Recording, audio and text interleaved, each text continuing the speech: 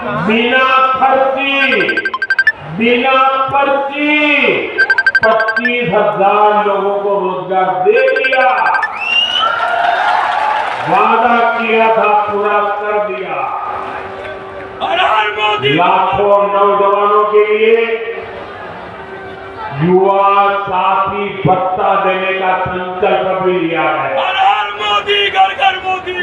युवा साथी भत्ते के तौर पर यहां युवाओं को 2,000 रुपया दिए जाएंगे। सभी परीक्षाओं के लिए वार्षिक कैलेंडर जारी होने से पेपर लीक माफिया पर भी लगाम लगेगी। केंद्र सरकार पहले ही पेपर लीक करने वालों के लिए सख्त सजा देने का कानून बना चुकी है। साथियों, हमने लोकसभा चुनाव के दौरान देश के करोड़ों नौजवानों के लिए रोजगार, इंटर्नशिप और कौशल विकास की गारंटी दी। पहले 100 दिन के भीतर ही इसके लिए 2 लाख करोड़ रुपए से अधिक का पीएम पैकेज हमने घोषित कर दिया। पीएम इंटर्नशिप कार्यक्रम लागू हो चुका। इसके तहत हजारों नौजवानों ने रजिस्ट्रेशन भी कर लिया है। बड़ी कंपनियों में इंटर्नशिप पर पीएम पैकेज के तहत यहाँ के युवाओं को भी हर महीने 5,000 रुपये मिलेंगे। साथियों, किसानों का हित, किसानों की आय बढ़ाना, ये भाजपा की प्राथमिकता है। झारखंड भाजपा ने धान की सरकारी खरीद 3,100 रुपए प्रति क्विंटल करने का भी फैसला लिया है। कितना 3,100 कितना हर किसान के घर जाके बताओगे? पक्का बताओगे? छोटे और सीमांत किसानों के लिए, पशुपालकों के लिए भी आर्थिक मदद की योजना घोषित की है। यही नहीं, आदिवासी परिवारों की आजीविका बढ़ाने के लिए भी अनेक अच्छी घोषणाएं की गई है।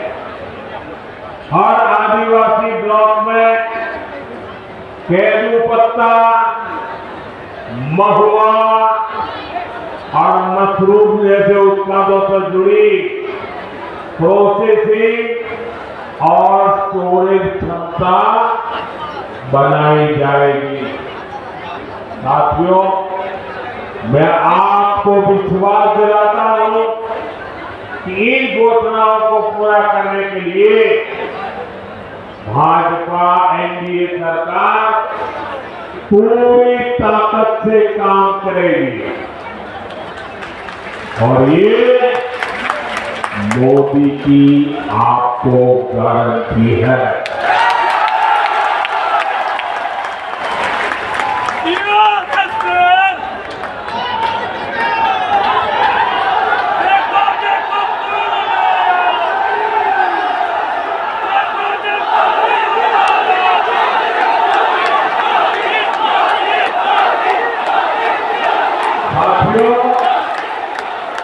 आजकल अफवाहें फैलाना इसका एक बड़ा उद्योग चल रहा है।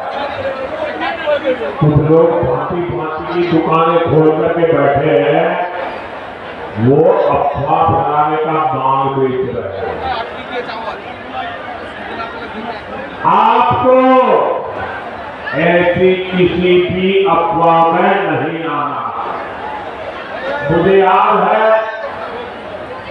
जब मैं पीएम किसान सम्मान निधि योजना लागू की थी 2018 में, तो ये जेएमएम वालों ने यहाँ के गांव-गांव जाके किसानों से जुड़ा और क्या बोला, उन्होंने कहा देखिए ये मोदी अभी पैसा भेज रहा है ना, वो खाते में मत डलवा देना, इससे मत जुड़ना, क्योंकि चुनाव जीतने के बाद मोदी ये पैसा ब्याज समेत तुमसे वापिस ले लेगा, ऐसा झूठ कराया।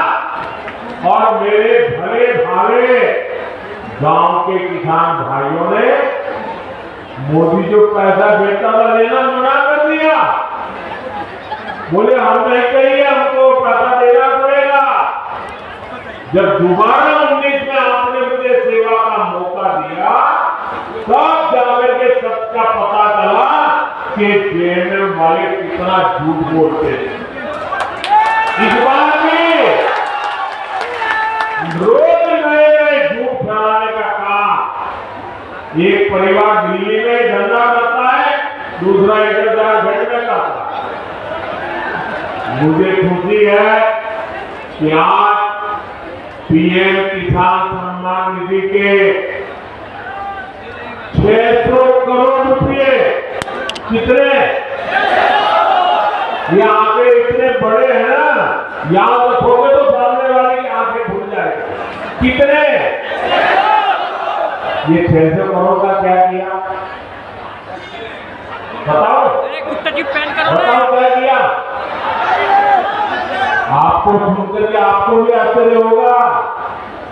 अकेले अपने गढ़वा जिले के जो किसान है, जिनको हर महीने हर साल जो मैं 2-2 हजार करके 3 बार 6,000 रुपए भेजता हूं ना, अकेले गढ़वा जिले में हमारे किसानों के खाते में मोदी ने 600 करोड़ रुपया भेजा है। 600 करोड़,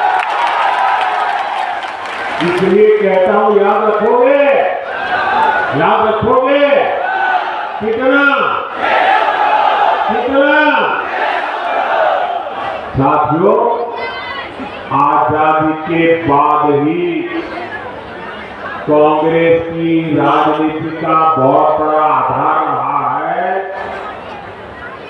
जनता से झूठ, जनता को धोखा।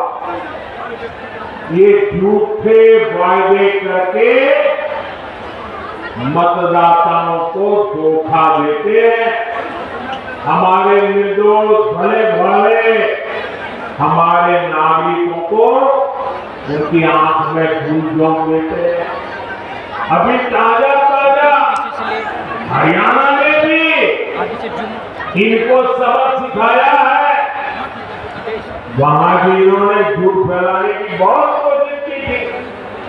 महिलाओं, किसानों, नौजवानों, एससी, एसटी, ओबीसी सभी को कुछ न कुछ झूठ बेचने की कोशिश की थी, लेकिन हरियाणा वालों ने इनके झूठ को टिकने नहीं दिया।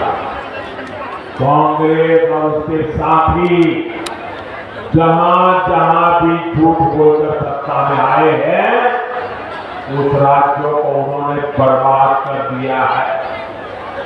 इन्होंने हिमाचल को तबाह करके रख दिया है। वहां कर्मचारियों के सामने सैलरी और पेंशन तक का संकट आने लगा है। अपने हक का डीए पाने के लिए कर्मचारियों को आंदोलन करने पड़ रहे हैं। यहाँ जो सरकारी मुलाजिम है ना, वो जरा हिमाचल के अपने परिस्थिति को तो पूछ लो, क्या हाल करके रखा है इन्होंने।